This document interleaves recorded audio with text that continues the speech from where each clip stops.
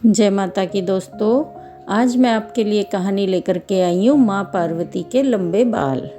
माँ पार्वती और भगवान शिव भ्रमण पर निकले हुए थे। इधर उधर घूमते हुए माँ पार्वती के लंबे बाल बहुत ही उलझ गए थे, जिस वजह से माता पार्वती को बहुत परेशानी हो रही थी। क्या हुआ देवी पार्वती, तुम मुझे कुछ परेशान दिखाई दे रही हो? स्वामी, भ्रमण करते हुए मैंने ध्यान ही नहीं दिया। मेरे बाल बहुत ही उलझ गए हैं। कितने दिनों से मैंने अपने बाल धोए नहीं हैं। सोच रही हूँ वो सामने जो नदी है उसके तट पर जाकर अपने बालों को धो लूं, ताकि मेरे बालों में से मैल निकल जाए और ये स्वच्छ होकर सुलझ जाएं। तो ठीक है, मैं तब तक इस वृक्ष के नीचे थोड़ा विश्राम कर लेता हूँ। तुम वहाँ नदी के तट पर अपने बालों को धो लो, उसके बाद ही हम आगे की यात्रा करके बस फिर कैलाश चलेंगे। ठीक है स्वामी, फिर मैं थोड़ी देर में आती हूँ। भगवान शिव वृक्ष की छाया में विश्राम करने लगे और माँ पार्वती एक साधारण स्त्री का रूप लेकर नदी पर बाल धोने के लिए चली गईं। माँ पार्वती नदी पर पहुंची तो सब औरतें उनके लंबे बाल देखने लगीं। सुनिए, क्या आपके पास कोई ऐसा साधन है ताकि मेरे उलझे हुए बाल सुलझ जाएं?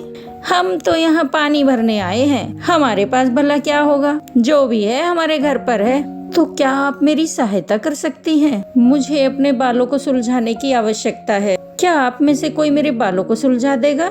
हाँ, हम क्यों तुम्हारे बाल सुलझाएं? हम ऐसे किसी के बालों को हाथ नहीं लगाते। हमें तो नहा धोकर अपने घर भोजन की तैयारी करनी होती है। हमारे कपड़ों पर बाल गिर गए तो हमें फिर से नहाना पड़ेगा और इतना समय हमारे पास नहीं है। हाँ, हम नहीं तुम्हारे बालों को यहाँ सुलझाने बैठेंगे। तुम्हारे बाल टूटकर हमारी साड़ी पे लिपट जाएंगे और अगर भोजन में कहीं भी बाल आ गया तो घर वाले बहुत गुस्सा करेंगे। चलो री चलो, हमें देर हो रही है।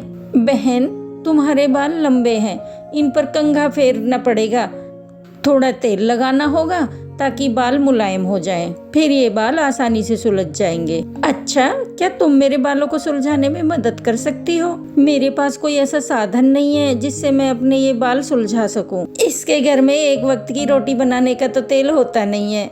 तुम्हारे बालों में लगाने के लिए तेल कहाँ से लाएगी? शांति बहुत गरीब है, ये एक छोटी सी झोपड़ी में रहती है। बहन, आप इन सब की बातों पर ध्यान मत दो। मुझ गरीब को तो रोजाना ऐसी मजाक सहने की आदत हो गई है। बहन, मैं घर से तेल और कंघा लेकर आती हूँ। शांति कुछ ही देर में तेल और कंघा लेकर माँ पार्वती के पास आती है। उसने माँ पार्वती के बालों में थोड़ा तेल लगाया, जिससे माँ पार्वती के बाल मुलायम हो गए। शांति बड़े ही प्रेम से माँ पार्वती के बालों को सुलझा रही थी। धीरे धीरे बाल सुलझने लगे। जैसे जैसे शांति बालों को सुलझाती तो थोड़े बहुत बाल उसकी झोली में भी गिरते। शांति हैरान रह गई। जो बाल उसकी झोली में गिर रहे थे वो सोने के होते जा रहे थे और माँ पार्वती मंद मंद मुस्कुरा रही थी।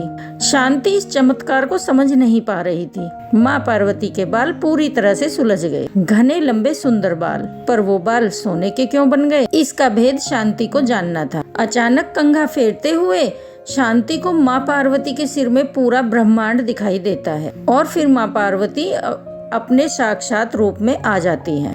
माँ पार्वती, आप एक साधारण स्त्री के वेश में? हाँ बेटी, मैं तुम्हारी अपनी माँ पार्वती। तुमने मेरे बालों को कितने अच्छे से सुलझा दिया। तुम बहुत दयालु हो और सबकी मदद करने वाली हो, इसलिए मैं तुम पर बहुत प्रसन्न हूँ। बेटी, जो भी मनुष्य दूसरों की सदैव मदद करते हैं उन पर मैं प्रसन्न होती हूँ और अपनी कृपा करती हूँ। मेरे ये बाल अब सोने में बदल चुके हैं। अब तुम इस सोने को बेचकर अपने जीवन को सुखमय बनाओ। मेरे आशीर्वाद से तुम्हारे घर अब धन संपत्ति का अब कभी अभाव नहीं होगा। सदा खुश रहो।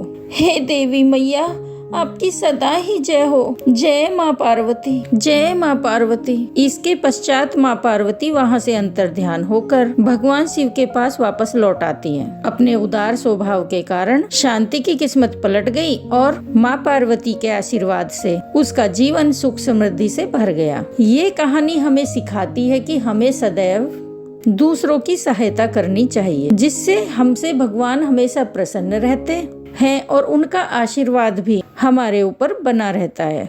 दोस्तों, अगर आपको कहानी अच्छी लगी है तो चैनल को सब्सक्राइब कर देना और लाइक करना, अपने दोस्तों के साथ शेयर जरूर करना और कमेंट बॉक्स में जय माँ पार्वती की जरूर लिखना। हर हर महादेव।